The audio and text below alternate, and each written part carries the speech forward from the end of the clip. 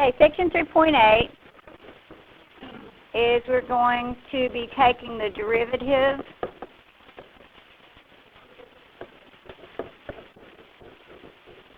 of logarithmic and exponential functions.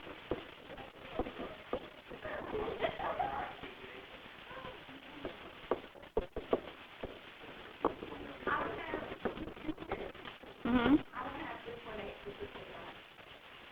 Uh-oh. Okay, well, we'll find those for you. Probably. All right. So, the major theme of this chapter is that we're going to talk about how to find the derivatives of different things. We kind of stopped for a minute, and we did the implicit differentiation, and then we talked about as rates of change and stuff.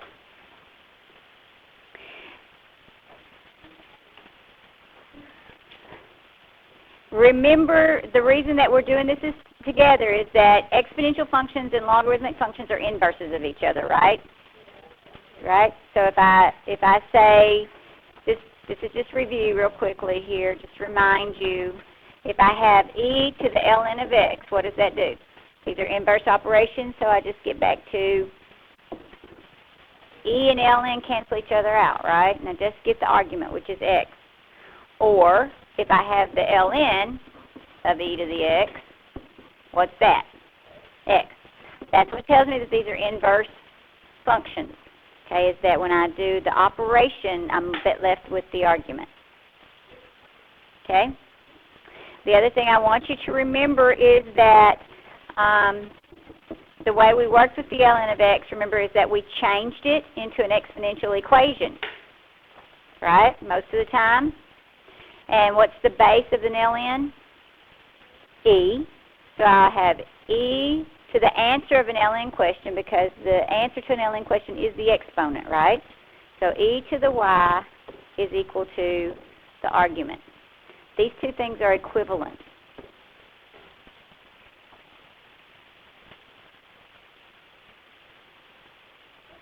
Okay? Just reminding you of this stuff. What? That's the definition. You need to have that memorized. If you do not have that memorized, you need to get it memorized. Okay?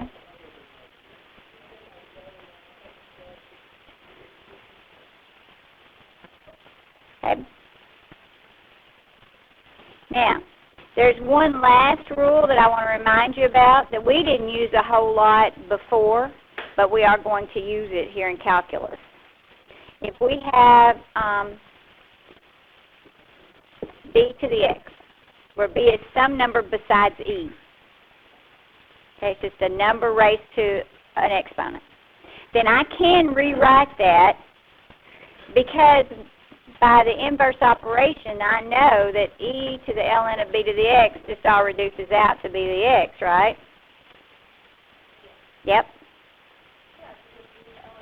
Cancel each other out. And by the properties of logs, I know that if I have an exponent on the argument, I can bring it down in front, right? So e to the x times the ln of b. So you can always take any number raised to a power and you can turn it into e raised to a power. And the reason that we do that is because we have a rule to take the derivative of e to the x, or e to an argument, right? An exponent. Yes? So what this does is it allows us to use that same rule for anything raised to a power that's a variable. That's all that was. Just a quick reminder, just a review of that stuff from Algebra 2 that we're going to be using. Okay? Now, the calculus part of this is we've got theorem 3.17, which is just the derivative of the ln of x. So the derivative of the ln of x with respect to x, what?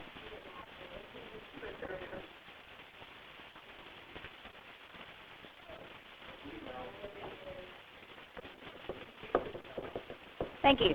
Derivative of the ln of x. Okay, so if I'm taking the derivative of the ln of x, what I get is 1 over x. As long as x is greater than 0. Now, why did I have to put that x had to be greater than 0? Can't have 0 in the denominator, so that's why it can be equal to x. But why does it have to be greater than x? Does anybody remember? The ln is not defined for negative values. Okay? And since it's not defined for negative values, then we a lot of times will talk about the ln of the absolute value of x, because there's sometimes when I need to know what's going on. The ln is not defined for negative arguments. I can't take the ln of negative 3. If you type that in your calculator, it's not defined. It'll give you an error message.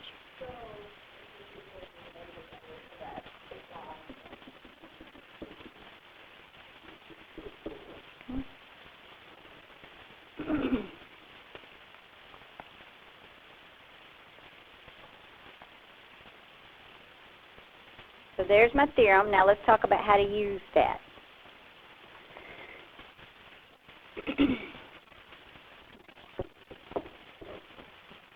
So if I have y is equal to the ln of 4x. This is a chain rule. I want you to notice it's a chain rule because I got more than just an x in as the argument, right? Okay. So I'm going to take the derivative of the ln part, which is 1 over the argument. Just like it appears. Thank you. Yep, derivative of y right now. It's the derivative of the ln of an argument is 1 over the argument times the derivative of the argument itself if it's more than x.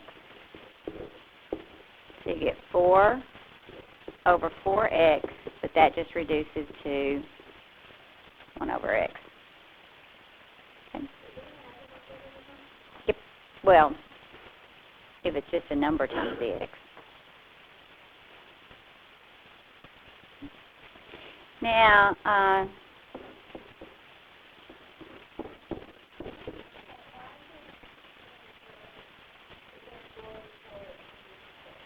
this 4 is the derivative of the guts.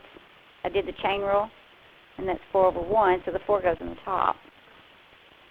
I took 1 over the argument, just like it appears, always. And then you have to take the derivative of the argument, whatever it is, every single time. Okay? Okay? On the second one here, that's in this example, does anybody want to tell me what I have to watch out for? It is the product rule. That's exactly right, because I've got this x times this ln of x. So the derivative of y is going to be the first times the derivative of the second. 1 over x times the derivative of x is just 1, so I don't need it, right? Plus the derivative of the first one, which is 1, times the ln of x. So x times 1 over x is just 1, plus, and 1 times the ln of x is just the ln of x. So the derivative is 1 plus the ln of x.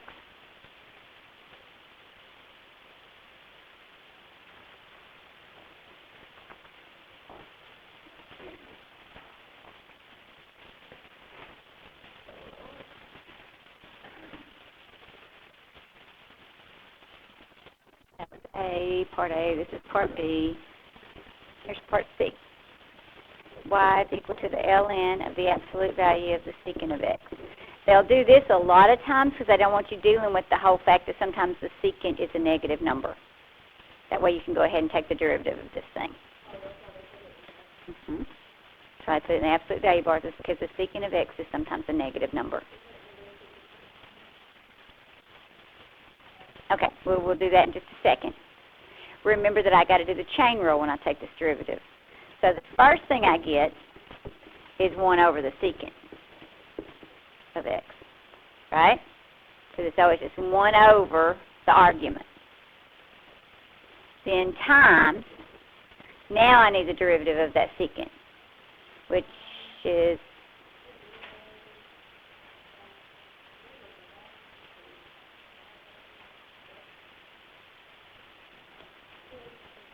secant times the tangent.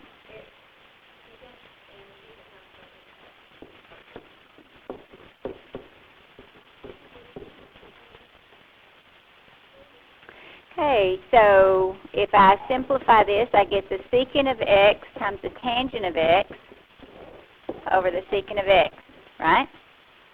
Because when I do the derivative part over there, that is over 1, so it goes in the numerator, yes?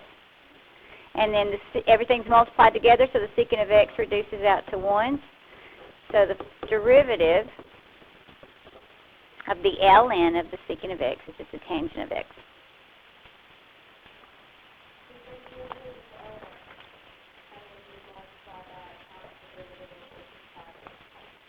Always, every single time. You do 1 over whatever the argument is, and then take the derivative of the argument. And if you'll do that every single time, that is the derivative of the ln.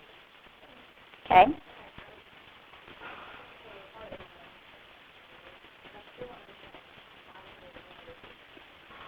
Because that's the formula. My formula that I start out with here is the derivative of the ln of an argument is always 1 over the argument every single time. You just got to memorize that. Okay? Good. But you got it now, right? All right. So, last one. We've got, lost my page, y is equal to the ln of x squared over x squared. I don't need absolute values because x squared is always going to give me a positive number, right? Okay. What's going on here, though, that I got to pay attention to? I got to use the quotient rule, right? Okay. So the first derivative is low times the derivative of the top. The derivative of the top is 1 over the argument, just like it appears, times the derivative of the argument, 2x. Minus the top times the derivative of the bottom, which is 2x, all over the bottom squared.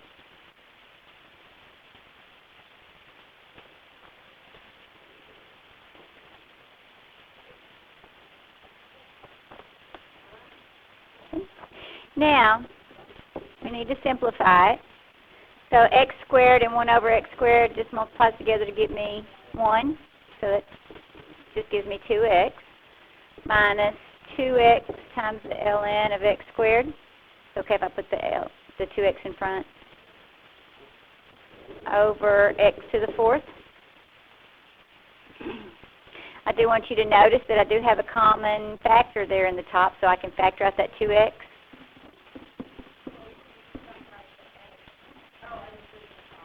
Yeah, just in the top. Factor out the 2x out of the top, and that leaves me 1 minus the ln of x squared over x to the 4th. And now, like you say, the x reduces out. This 1x in the top reduces with that 4x's and leaves x to the 3rd in the denominator. So, final version of my derivative is 2 times 1 minus the ln of x squared over x to the 3rd.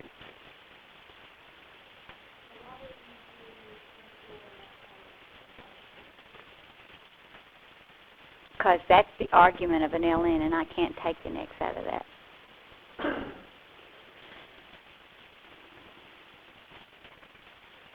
Okay. Any questions about that?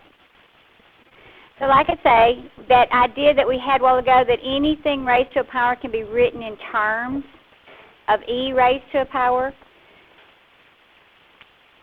gives us the next theorem. I'm not going to go